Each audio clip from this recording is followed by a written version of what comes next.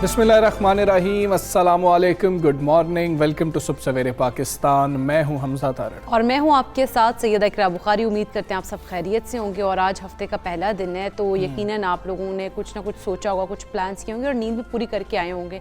लेकिन अगर जिन लोगों ने नींद नहीं पूरी की अपनी वीकेंड पर भी, जिस तरह से आम रूटीन में हम लोग देख रहे होते हैं कि नींद के जो आवर्स है वो हम कम कर लेते हैं और हम कहते हैं कि कोई बात नहीं, हम वीकेंड पे नींद पूरी कर लेंगे। लेकिन जो लोग वीकेंड पे भी नींद पूरी नहीं कर सके उनके लिए एक बड़ी खतरनाक खबर भी है। और रिसर्च एक आई है यूनिवर्सिटी ऑफ मैरीलैंड से, मतलब अमेरिका से ये रिसर्च सामने आई है। वहाँ पर रिसर्च हुई है, कहते हैं कि जी कि नींद की कमी के हवाले से बहुत सी रिसर्चेज हो चुकी हैं। हम बहुत ज़्यादा चीज़ें जो हैं ख़ुद से जानते हैं जी। डिप्रेशन का शिकार आप हो सकते हैं, हार्ट के मसाइल आपको पैदा हो सकते हैं, आप दिमागी तौर पर उतने जो है ना बिल्कुल ऐसे कि आप उतने तंदुरुस्त नहीं रहते हैं और आप अच्छे तरीके से अपने रोज़मर्रा के मामला जो हैं वो नहीं अदा कर पा रहे होते, उन पे काम कर, मोटापे का आप शिकार होते हैं। लेकिन एक बड़ी अहम चीज़ उन्होंने साथ कही, उन्होंने कहा कि ये चेक किया गया है इस रिसर्च के अंदर कि नींद का बाकायदा तौर पर ताल्लुक है आपकी चाल ढाल के साथ। मतलब जो आप वॉक कर रहे होते हैं, आपकी जो चाल है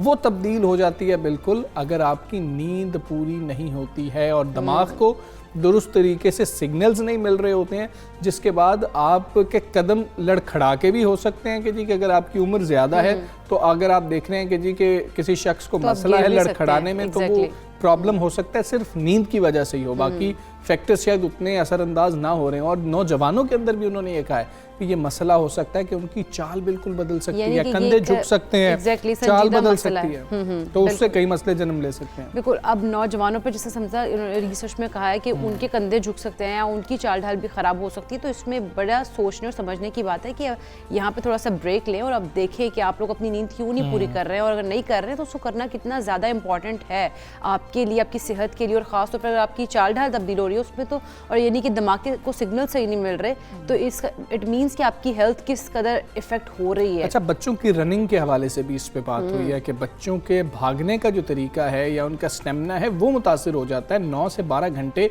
जो स्कूल जाने वाले बच्चे हैं उनको लाजमी तौर पर सोना चाहिए और नौजवानों को 8 से 10 घंटे लाजमी तौर पर सोना चाहिए। और अगर आप ये नहीं कर पा रहे हैं तो बेस लाइन 6 घंटे है जी, उससे कम का तो कोई जवाब ही नहीं आप पेश कर सकते जी कि 6 घंटे से कम हम क्यों जो है सोते हैं। लेकिन 6 घंटे भी आप नींद भी होनी बहुत ज़्यादा बेहतर है। एग्जैक्टली, रात की नींद, क्योंकि हम लोग बहुत ज़्यादा माहिर ग़िज़ाइयत वगैरह या जितने भी हम लोग बात कर रहे होते हैं, मेडिकल जो कंडीशंस मुख्तलिफ होती हैं आपकी, वो हमें यही कह रहे होते हैं कि रात की नींद बेशक आप 6 घंटे ही बेस लाइन जो है वो उसमें लें, लेकिन आप रात की नींद लें तो क्योंकि उसमें रात में बहुत सारे फैक्टर्स होते हैं जो कि अल्लाह ताला ने उनका जो है ना वो आवर्स के हिसाब से मुतय्यन किया होता है कि इस टाइम पे ये हार्मोन जो है वो जनरेट होगा और उससे आपकी जो सेहत है उसके ऊपर अच्छे असरात मुरतब होते हैं। लेकिन जब वो नहीं कर रहे होते फॉलो अप तो आपकी सेहत जो है वो डाउन होती चली जा रही है। ये चाल से मुताल्लिक एक रिसर्च सामने आई है कि आप अपनी चाल को कैसे बेहतर बना सकते हैं जी। नींद पूरी करें, हो सकता है कि अगर किसी शख्स की चाल ठीक नहीं है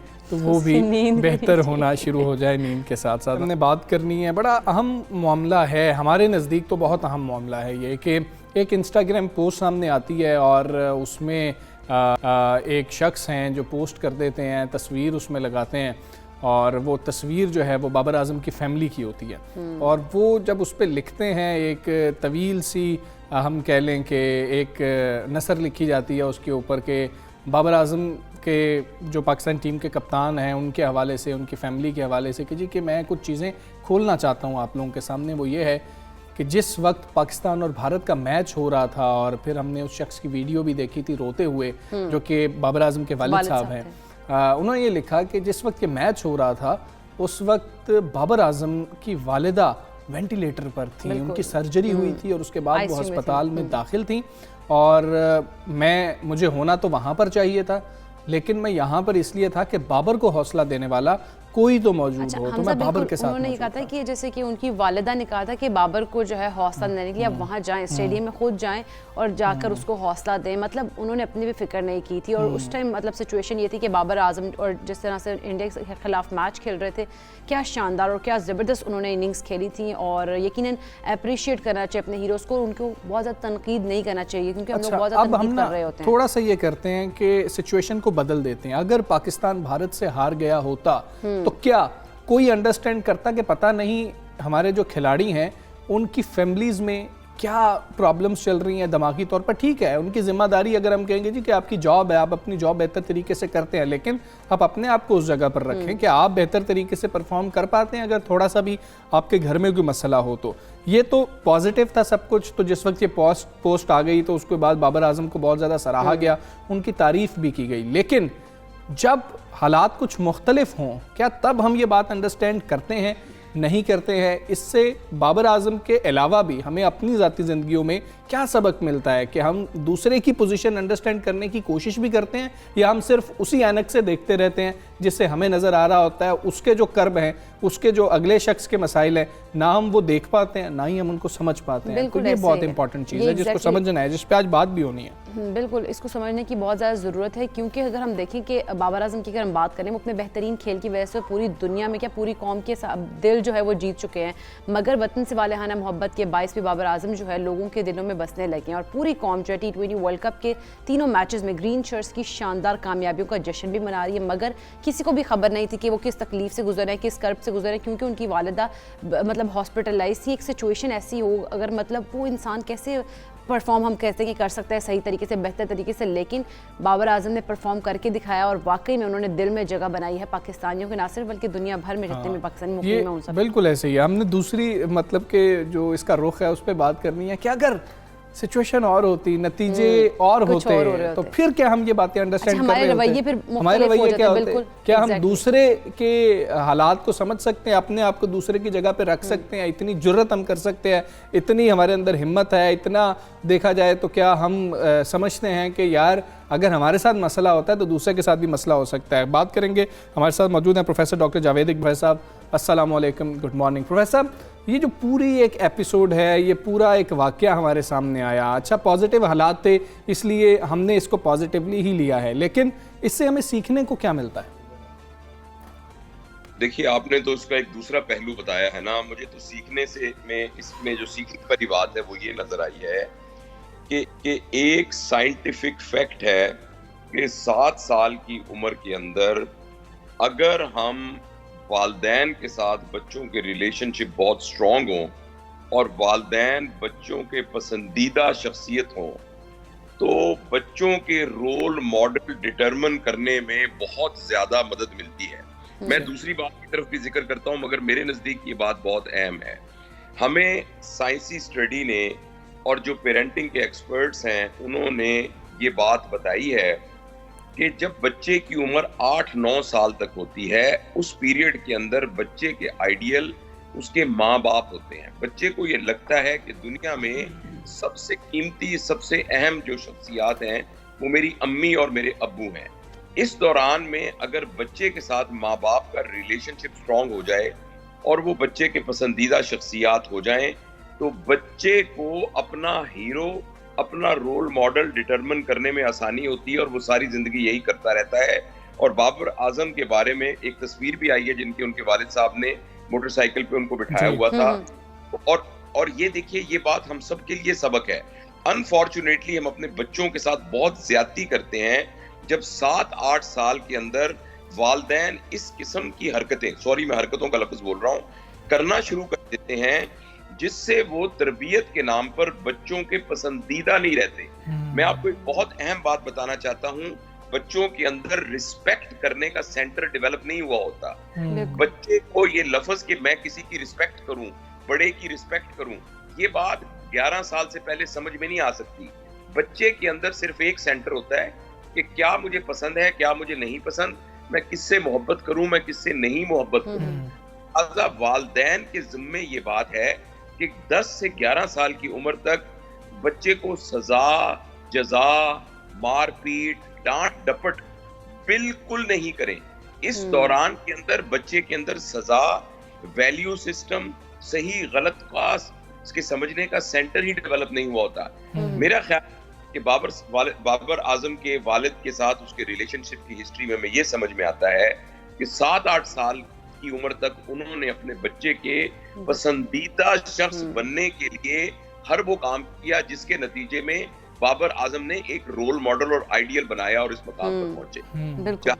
जहां तक दूसरी बात है, देखिए ये हमारा ना एक इज्तिमाई रवैया है, ये हमारे यहाँ नहीं, ये हर जगह पर ही होता है। हमारे पड़ोसी मुल्क में तो इससे भी बहुत ज्यादा होता है। आपने देखा ना कि जब वो हारते हैं, जैसे आजकल उनके ऊपर ये बुरा वक्त आया हुआ है, तो उन्होंने अपनी चीजें जलानी शुरू कर दी, उन्होंने टीवी तोड़ने शुरू कर दिए, और फिर उनको जब ये मौका मिला कि वो मोहम्मद शामी, चूंकि वो मुसलमान थे, तो उसको एक हवाला बनाकर उसको एक मजहबी रंग भी दे दें, तो ये हमारे और ये जो है ना टॉलरेट ना करना, ये हमारे यहाँ ज्यादा इसलिए है कि हम सारे के सारे मिमिक करते हैं, हम सारे के सारे नकल करते हैं। हमारे मुआशरे के अंदर टॉलरेट ना करना हमें बाकायदा एज एन इंस्टीट्यूशन सिखाया जाता है। हमारे बड़े भी ऐसे करते हैं, हमारी माएं, हमारे बाप ये भी नहीं करते। हमारी माँ भी जो है वो अपनी सास को और अपनी नंद को टॉलरेट नहीं करती। इसी तरीके से जब हमारे जो लीडर हैं वो भी एक दूसरे को टॉलरेट नहीं करते। जब आप एक नवाज शरीफ की पार्टी का बंदा, इमरान खान की पार्टी का बंदा, पीपल्स पार्टी की पार्टी बंदा, तीनों बिठा देते हैं, वो तीनों एक तीसरे को टॉलरेट बिल्कुल नहीं करते, और वो ये साबित करने की कोशिश करते हैं कि मेरा लीडर जो है वो जुनैद बगदादी है और बाकी सारे के सारे जो है वो माज़अल्लाह बिल्कुल, यानी वो ये प्रिज्यूम ही नहीं कर सकते कि दूसरे लीडर में कोई एक भी खूबी हो सकती है। अच्छा रुकिए, मजहबी जितने भी हमारे फिरके हैं, ये सारे के सारे जब इकट्ठे हो जाते हैं एक दूसरे को टॉलरेट ही नहीं करते। मतलब है मुसलमान होने के लिए किसी ना किसी फिरके के रेफरेंस से मुसलमान होना है, तो ये जो टॉलरेट ना करना है और ये सोचना है कि दूसरा जो मेरे सामने खड़ा है इसके अंदर कोई भी अच्छी बात नहीं हो सकती, इसलिए ये सारी की सारी हमारी तरबियत हुई हुई है। ठीक। और इस तरबियत के जिम्मेदार ये सारे लोग हैं। बिल्कुल ऐसे, लेकिन प्रोफेसर जैसा आप कह रहे हैं कि टॉलरेट नहीं हम करते एक से तीसरे बंदे को, एक से दूसरे बंदे को, तो ये टॉलरेंस किस तरह से अपने अंदर लेके आई जाए कि हम टॉलरेंस कर सके, या बच्चों को किस तरह से स्टार्टिंग से ही उसको ऐसी ट्रेनिंग दी जाए कि वो बड़े होकर वो एक दूसरे को टॉलरेट कर सके, कम से कम एक दूसरे की बात को टॉलरेट कर सके। बच्चों की तरबियत का तो मसला ही नहीं है, मसला तो बड़ों की तरबियत का है।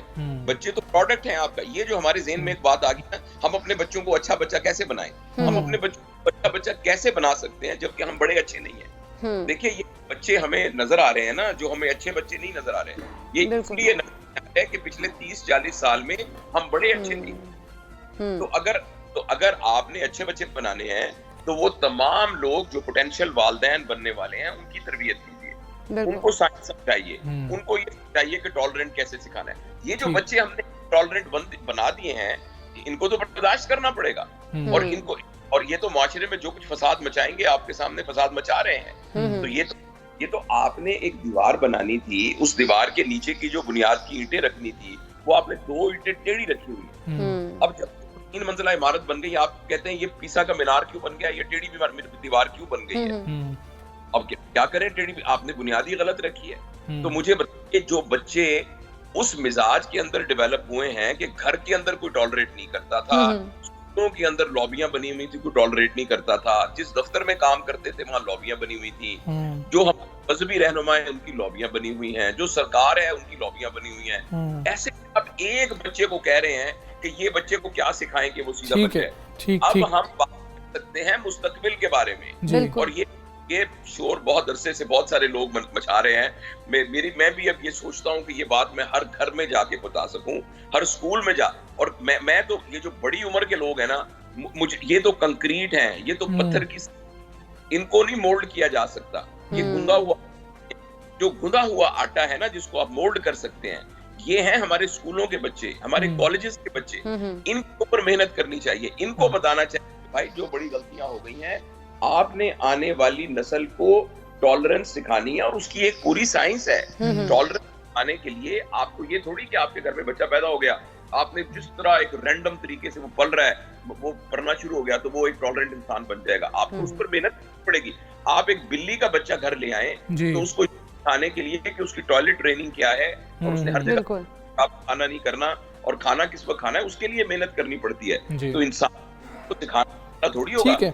ठीक है प्रोफेसर साहब, आपसे हम ये भी जानना चाहेंगे कि जो एक और चीज़ है कि शायद हमारे माशरे का ये हिस्सा है और इसमें आप बताइएगा कि मुख्तलिफ अनासर क्या हो सकते हैं, हम दूसरे की सिचुएशन को अंडरस्टैंड क्यों नहीं करते हैं। इस वीडियो से हम एक और चीज़ भी सीखते हैं कि हमें नहीं पता होता कि अगला किस प्रोसेस से गुजर रहा है, उसकी इस वक्त दिमागी हालत क्या है, इस वक्त उसके घर के अंदर क्या मसाइल चल रहे हैं, उसके जेब के हालात कैसे हैं, उसके पेट के हालात कैसे हैं। हम जजमेंटल हो जाते हैं, जज करना शुरू कर देते हैं और फिर हमें यह लगता है चूंकि शायद हम लेम एक्सक्यूजेस पेश कर रहे होते हैं तो हर शख्स लेम एक्सक्यूजेस पेश कर रहा होता है। खास मतलब हम दफातर की आपने बात की, दफातर में देख लें एक शख्स ने छुट्टी मांगनी हो तो सारों की नज़रें उस पर होती हैं, भाई ये तो झूठ बोल रहा है, इसको कोई ऐसा मसला नहीं है, हम दादे नानियाँ नाने सारे मारने के लिए तैयार होते हैं, छुट्टियां लेने के लिए भी। ये सारी एक सिचुएशन है, ये क्या प्रॉब्लम्स हैं, हम क्यों अंडरस्टैंड नहीं कर पा रहे होते, क्योंकि हमें लगता है कि जैसे हम दूसरे को डॉज कर रहे होते अगला भी हमें डॉज कर रहा है। इसका भी कोई हल है? हल से पहले हमें उसकी वजह ढूंढने की जरूरत है। जी और उसकी वजह ये है कि मिन हौसल कौम हमारी तरबियत सही नहीं हुई। देखिए ना, अब जो लोग इंग्लैंड में रहते हैं, अमेरिका में रहते हैं, वो आके एक बात ये कहते हैं कि वहां कोई झूठ नहीं बोलता। बच्चे अगर आप किसी को ये कहें कि यू आर अ लॉयर तो वो इससे बड़ी वो गाली कोई नहीं समझता जी। ये एक इंसान की मिजाज होता है, एक खानदान का मिजाज होता है, एक पूरे मुआशरे का मिजाज होता है। पूरे मुआशरे के वहां भी क्रिमिनल होंगे, वहां भी झूठ बोलने वाले होंगे, लेकिन जो इज्तिमाई मिजाज है उसके अंदर झूठ की कोई गुंजाइश ही नहीं है। तो हमारे यहाँ देखिए, ये जो बात आप कह रहे हैं ना कि हम टॉलरेट नहीं कर रहे हैं, हम ये कर रहे हैं, हम जो ये इसलिए कर रहे हैं कि हमने पिछले 60 सालों के अंदर अपने मुल्क की मुआशरे की वैल्यू सिस्टम पर कोई मेहनत नहीं की हुई। हम एक बना दी है जिसके पास पैसा या पैसे से खरीदे जाने वाली चीजें ज्यादा हैं, वो बड़ा है। अच्छा, अगर हम नहीं है तो इसका मतलब ये है कि हम बेवकूफ हैं, हमने आंखें बंद की हुई हैं, रोशनी होने के बावजूद हम कह रहे हैं। आप खुद मुझे बताइए, क्या हमारे माशरे में वो बंदा जो बड़ी गाड़ी पे आया वो बड़ा है, या वो आदमी जो इल्म का माहिर है वो बड़ा है? क्या हमारे माशरे जिसके पास बड़ा ओहदा है वो बड़ा है, या वो जिसके पास हमारे को रिलीजियस इल्म है और उस इल्म की बुनियाद पर उसकी जिंदगी बदली हुई? हमारे म्यार गलत है, क्या एक बाखलाक है, या दयानतदार है, या सच्चा है, वो बड़ा है। हमने अपने बच्चों को शुरू से, आप देखिए, इसको एक फिनोमेना कहते हैं, इसे कहते हैं डाइनिंग टेबल फिनोमेना। ये लफ्ज आप देखेंगे तो मिल जाएगा। हमारे डाइनिंग टेबल के ऊपर क्या बातें होती हैं? अगर हमारे डाइनिंग टेबल के ऊपर बातें ही उन लोगों की हो रही हैं जो मीडिया के बड़े लोग हैं, जो फिल्म के बड़े लोग हैं, जो पैसे के हिसाब से बड़े हैं, जो मॉडल बड़े हैं, अम्मी भी वही बात कर रही हैं, अब्बू भी वही बात कर रहे हैं, हर जगह भी वही, तो बच्चों के आइडियल वो बनेंगे, लिहाजा उनके आइडियल वो लोग होंगे। अगर हमारे घरों के अंदर उसवाए नबी पर बात हो रही है, नबी करीम सल्लल्लाहु अलैहि वसल्लम की पर्सनैलिटी की बात हो रही है, हमारे किस घर में पिछले 6 महीने में कायदे आजम की स्टोरी सुनाई गई है बच्चों को, खान की कहानी बताई गई है, खालिद के बारे में बात की गई है, अल्लामा इकबाल के बारे में बात की गई है, अब्दुस्तार ईदी के बारे में बात की गई है, फिल्म एक्टरों के बारे में, और जो टिकटॉक के एक्सपर्ट हैं उनके बारे में हर रोज घर के अंदर बात हो रही है। तो जब आप बुनियाद ही ये रख देंगे, पूरी आप खेत के अंदर आप कांटेदार फसलों के बीज डाल देंगे और उनको रोज पानी देंगे, और फिर कहेंगे यहाँ गुलाब क्यों नहीं उगते, फिर आप कहेंगे कि यहाँ चमेली के फूल तो नहीं हो। मैं आपको अर्ज करना चाहता हूँ, अब मेरी आपसे बहुत दफा बात होती है और मैं हमेशा बहुत ही धीमे लहजे में बात करता हूँ। मैं आपसे अर्ज करना चाहता हूँ, मेरा दिल चाह रहा है कि मैं सख्त लहजे में ये बात सब दोस्तों को बता सकूं जो सुन रहे हैं। हमारे मुल्क में इस वक्त नेशनल इमरजेंसी है, हमारे यहाँ एक क्राइसिस की सिचुएशन है। अगर हमने अपने उन लोगों को जिनके यहाँ बच्चे पैदा होंगे इंशाल्लाह, जो पोटेंशियल पेरेंट्स हैं, उनकी तरबियत न की, मैंने ये बात खान साहब से भी पिछले दिनों एक मीटिंग हुई थी, ये रहमतुल्लाह आलमीन कॉन्फ्रेंस के सिलसिले में, तो उन्होंने मुझे भी बुलाया था। मैंने उनसे ये बात बिल्कुल इन्हीं अल्फाज में कही थी, और शफकत महमूद साहब भी वहाँ तशरीफ रखते थे। मैंने कहा प्लीज पेरेंटिंग को एक कोर्स के तौर पर हमारे एजुकेशन सिस्टम में दाखिल किया जाए, और वो इस तरह नहीं जिस तरह फिजिक्स केमिस्ट्री दाखिल है कि आप 3 कानून सीख लिया और फलान के इम्तिहान ले लिया।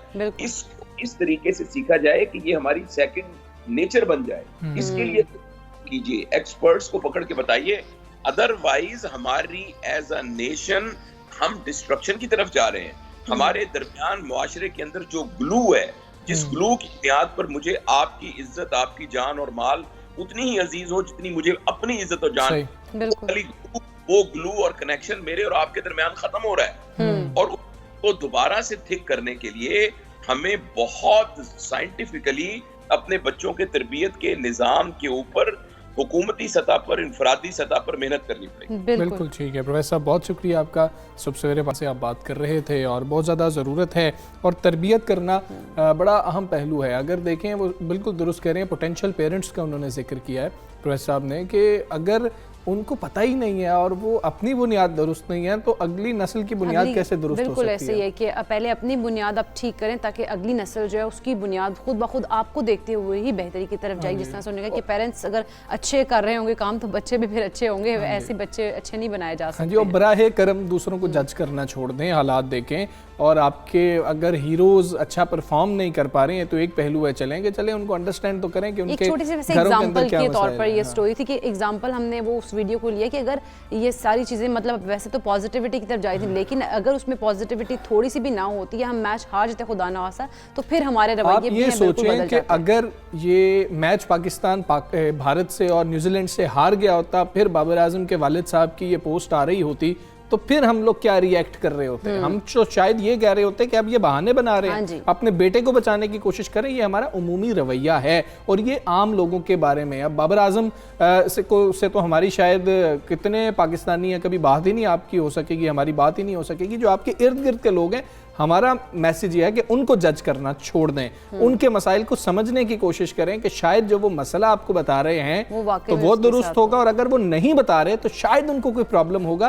उसको आपकी जिम्मेदारी है कि समझें उसके बिहेवियर में कुछ तब्दीली है तो उसके पीछे की वजह हो सकती है। अपने भी रवैयों को तब्दील करने की कोशिश करें, जो कि होना भी चाहिए। खैर, हम अब आगे बढ़ेंगे क्योंकि मुल्क में इस वक्त जो डेंगू की अगर हम बात करें तो उसके केसेस बहुत ज़्यादा बढ़ रहे हैं, और ख़ासतौर पर अगर हम डेथ रेट की बात करें तो वो भी बहुत ज़्यादा इंक्रीज़ हो रही है, जबकि अस्पतालों की अगर हम सूरत हाल की बात करें तो वहाँ पर भी बहुत ज़्यादा प्रेशर है इस टाइम। हाँ जी, शहर कायद की पहले बात कर लें तो, और सिंध भर की बात कर लें, डेंगू केसेस में तेज़ी से इजाफा देखने में आ रहा है, और हम देख रहे हैं कि वहाँ पर केसेस बढ़ रहे हैं। साथ ही डॉक्टर्स ये भी कह रहे हैं कि एहतियात ना की गई तो ये भी वायरस जो है इस वक्त वो वबाई मरज़ की शक्ल इख्तियार कर जाएगा। खैबर पख्तूनख्वा में भी डेंगू से मुतासरा मरीजों की मजमूई तादाद 6,500 से ज़ायद हो चुकी है। बिल्कुल, अगर हम लाहौर की बात करें तो वहाँ पर डेंगू के मजीद 2 मरीज़ जो हैं वो वहाँ पर कहा गया कि दम तोड़ गए हैं, जबकि सूबे भर के अस्पतालों में 2400 से ज़्यादा मरीज़ ज़ेरे इलाज हैं इस वक्त, और पंजाब में मजीद 552 मरीज़ रिपोर्ट भी हैं। और दूसरी तरफ अगर हम बात करें वफाकी दारुल हुकूमत इस्लामाबाद की तो वहाँ पर भी एक जो डेथ है वो रिपोर्ट हुई है, जिससे डेंगू से मजमूई अमवात की तादाद अब 13 हो गई है।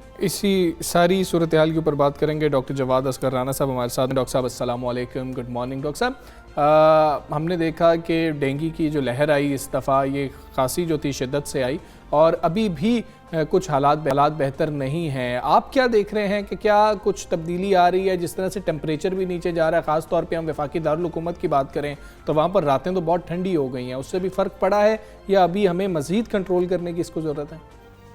जी बहुत शुक्रिया और वालेकुम सलाम।